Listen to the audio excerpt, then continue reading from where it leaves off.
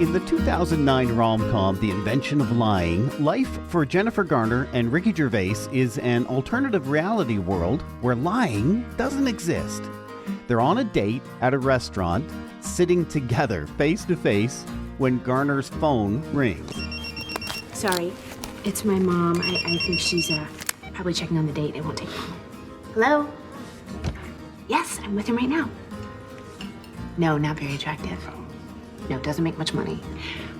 It's all right, though. Seems nice. Kind of funny. A bit fat.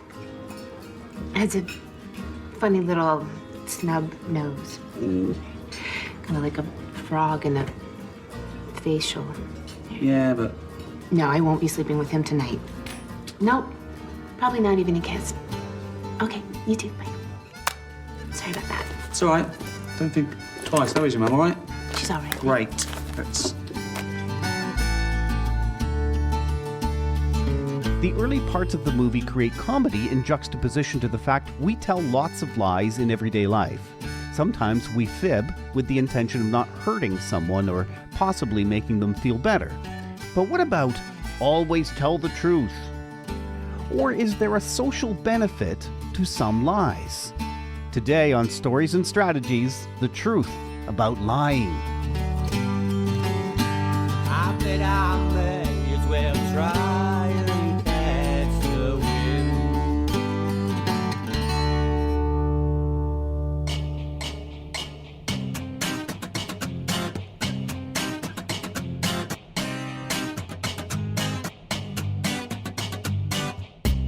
My name is Doug Dow's music off the top from the movie The Invention of Lying, Catch the Wind by Donovan, the theme song.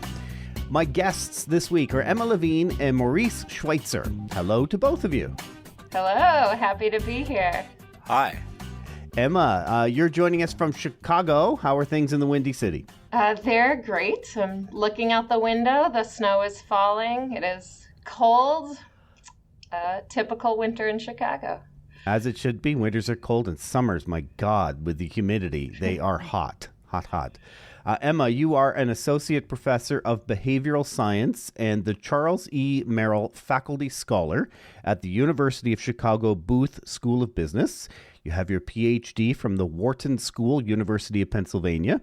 Your research has been featured in top psychology, management, and marketing journals, including Proceedings of the National Academy of Sciences, the Journal of Personality, and Social Psychology and Psychological Science. And Maurice, you are in Philadelphia today. How are things there? Terrific. Unseasonably warm, but sunny. That will change. That will change. Maurice, you are the Cecilia Yen Koo Professor of Operations, Information and Decisions and Management at the Wharton School at the University of Pennsylvania. You have a PhD in Operations and Information Management from the Wharton School and a BA in Economics. You've published over 100 articles on trust, negotiations, and emotions, and you co-authored the book Friend and Foe, When to Cooperate, When to Compete, and How to Succeed at Both. That sounds like a good read, actually. It is. You're the director of the Wharton Behavioral Lab. And first things first with this episode, this is a series of scientific studies that you conducted. So because it's science, let's talk about the methodology. That has to be first. Just very quickly, how did you go about doing these studies? Sure. So these are laboratory studies. We conducted them in the lab using incentivized experiments. So what that means is two anonymous strangers would kind of come into a space. They'd be paired with each other through a computer. One person, we'll call them the communicator, has the opportunity to lie to the other person, the target. And that lie either caused the target to win money or lose money. And so if it caused them to win money, we'd call that a pro-social lie, right? It helps the target earn more, do better. And so then we examine how much the target of that lie trusted the communicator based on the communicator's decision to lie or tell the truth. And we use a couple different paradigms in this lab to measure trust. So one measure, which measures benevolence-based trust, is called the trust game. It captures kind of a person's willingness to lend money or share money with another person, expecting someone to return it. And we also measured integrity-based trust, which captures the target's willingness to rely on the communicator's words.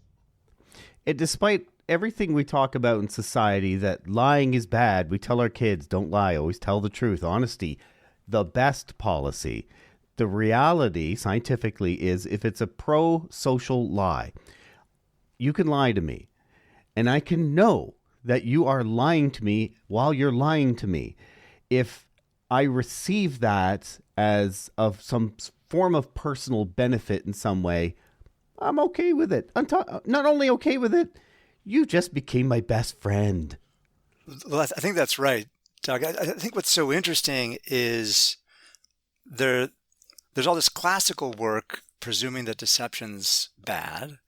And if you look at the statements, not only parents and teachers, but also corporations and their mission statements, they talk about the importance of honesty. And yet there's a broad class of cases where we not only tolerate, but really endorse and certainly model lying, where I could say, that talk was really interesting, or, thank you so much for asking that question. I love your haircut. That souffle was delicious. There's so many things that we might say that are polite, but there are also, and a lot of Emma's work has really taken a deep dive into this, there are also some really important cases, like in medical domains, where deception is also preferred. How do you mean? Well, some of my work has looked at this lately. I mean, you can think about the case of false hope in medicine, as Maurice alluded to. And there are circumstances, both, in the US, but certainly cross-culturally, where patients really value hope at the end of life, even false hope, right? To kind of live with dignity, to believe that things are going to be okay, even if the facts suggest otherwise. And this is a very specific but common form of pro-social lying that people often endorse it. And in some of my work, I've found that patients actually want these types of lies more often than physicians are willing to offer them. I get that. One of the impetuses for doing this episode was a discussion I had with several colleagues about Santa Claus and the lie we tell our children involving Santa Claus, so to speak. What I'm getting from you is it's a good lie. If the kids are really into it and they enjoy it, we're good. I mean, I think what's so interesting in this sort of this like broader puzzle is how we tell our kids never lie. Always tell me the truth. Don't lie to me. Honesty is always the right thing to do. And then we turn around and engage in deception and even model it, but then exhort them to, tell grandma you love the sweater and, don't tell grandma she looks terrible. You can't say that. We're modeling and endorsing deception. And I think, lying about Santa Claus is this fabrication that could yield really great benefits for people. But I'll also chime in and mention, that part of what our research suggests is there are these two forms of trust, and there's also kind of this short-term consequence and long-term consequence. So yes, I might love the revelry, the fantasy of Santa Claus. I might love your polite compliments. I might choose to be friends with you. I trust you to take care of me. That's all established in our work. But we also find that even these pro-social lies that do have these short affiliative trust benefits do reduce trust in someone's words in the long run. And so it is important to be aware of that dynamic because, children might actually love Santa Claus, but then when they're told something later in life about another myth they might doubt their parents' words. And we see that in close relationships, in feedback, in a lot of settings. And so there are these dual benefits and costs to even these pro-social lies. I think what Emma's saying is incredibly important. So I think the short-term and long-term effects are one distinction. Another distinction, as Emma was alluding to, is this idea of benevolence, so kindness, caring, warmth. And pro-social lies do that. When I say your haircut looks terrific, or that was a really interesting presentation, or I loved your podcast, there could be warmth that we're demonstrating this benevolence. And then this different dimension of trust, which is the integrity. Do I trust the honesty, veracity of your behavior? And pro-social lies are pushing things in these two different ways. Well, maybe the difference is if I tell you a lie and you know it's a lie, maybe we have that short term, okay, we're good. Longer term, I gotcha. I'm not necessarily going to trust everything you say. What about an altruistic lie where I lie to you and there's actually a cost to me? Can you give me an example of what that is, where I take a hit for telling the lie, but I do so for helping you? Yeah, so we mentioned kind of the medical domain, and here, there's also circumstances in which people conceal their own illnesses, right? So imagine a parent, not revealing that they're ill to their child. It's actually really hard to bottle that in. It's really hard not to be open. It would maybe be easier if they were, but, they want to protect their child from this trauma. And so that's, just one case. I'd say these altruistic lies still have the same dynamic, which you recognize the person's good intentions. You see them as moral. You see them as a good friend, as a good family member. But even those lies, you might wonder, the next time someone says you're okay, they're okay, you just have that little seed of doubt of, is this true? Do I give the person credit for telling the altruistic lie when I realize that's what it is? Do I give them cred for that? Yeah, absolutely. I mean, the credit we give them is this kindness, this warmth, they're looking out for my best interest. So we see people as kind, and we want our friends to be kind. And in many cases, we want the kind friend over the honest friend. And kindness is so important. And that's, I think, one of the key insights from our work is this importance of kindness. And where kindness is one important principle, honesty is another one. Often they go together, but sometimes they don't.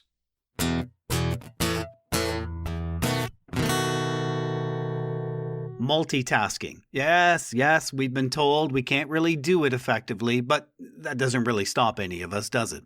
Right now, no doubt you are multitasking. You're listening to a podcast and you're going for a walk, or maybe doing some work around the house, or you're driving somewhere, or maybe you're at work. But you've found that a podcast is a great way to get information in a way that doesn't grab you by the collar and say, stop what you're doing and read me, or watch my video. A podcast weaves its way into your life. It doesn't try to take control of your time. And people like that. At Stories and Strategies, we produce podcasts for clients anywhere in the world. Maybe a podcast is right for you or your organization. Want to talk about it?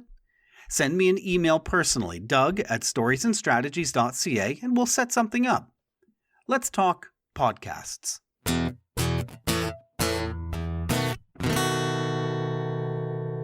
Oh, I think what you're saying is if I'm being honest, but I'm being hurtful, there's a chance that the receiver does not see the benefit of that. Especially in the short run, right? There's an immediate hit and, feeling of upset that comes with being hurt, even through the truth.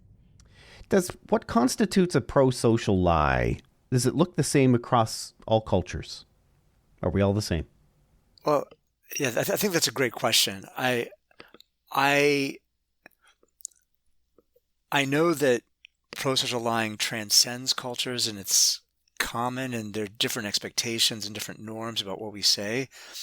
Our investigation didn't look cross-culturally at this, but I know just from linguistics and sort of the kinds of conversations we have in Asian cultures and sort of, what does a no mean and what is, what can we say, and, the loss of face concerns, that prosocial lying is incredibly, incredibly common throughout the world. Are there different types of prosocial lies, though? Can I tell a prosocial lie one way here in North America, as opposed to in Europe, as opposed to in Asia, as opposed to in Australia?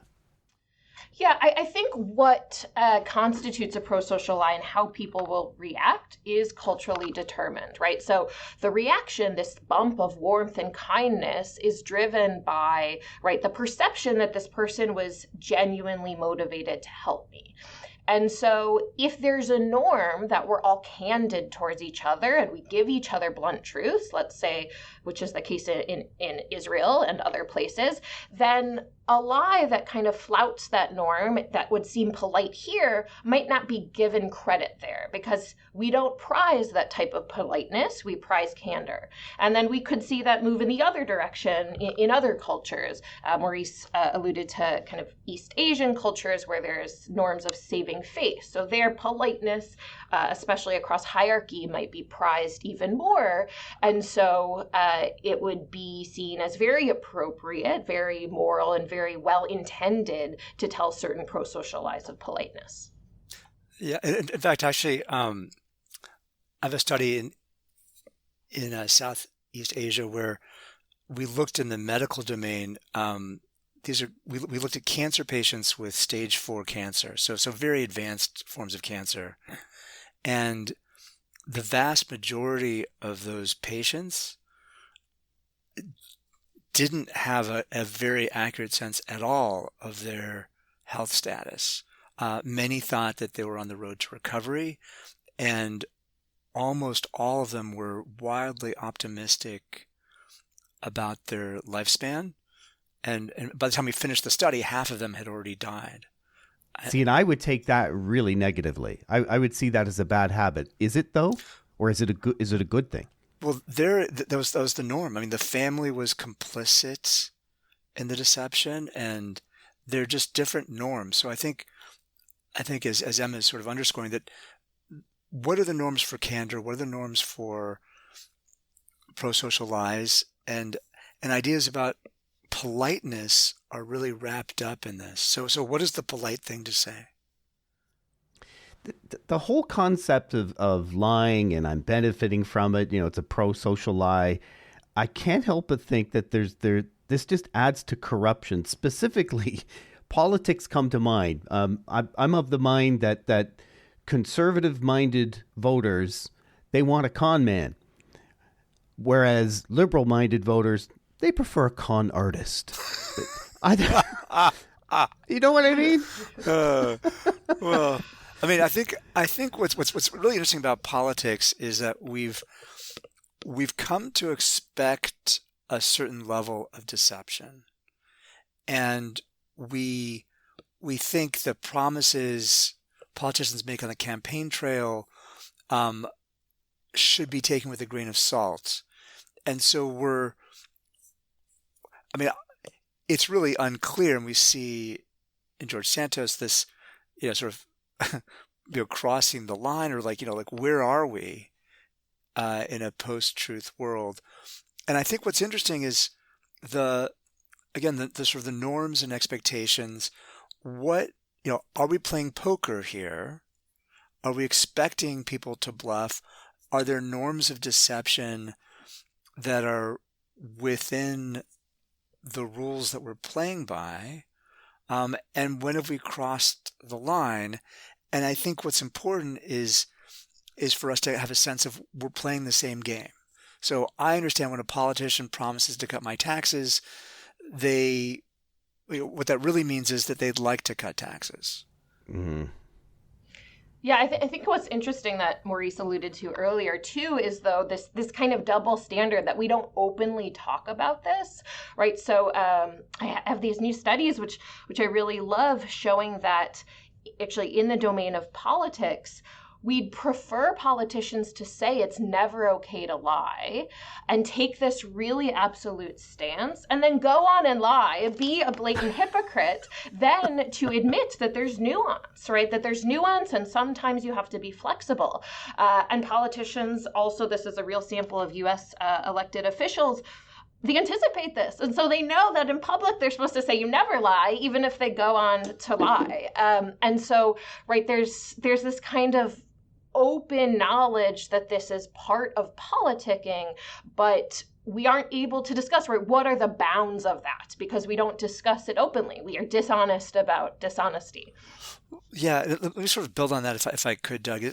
What I'd say is I think the sort of the box that Emma and I are opening is the idea that there are these rules, these like social rules about lying, and we don't talk about them. We model them. We have expectations in our mind about them, but we don't teach our kids about them.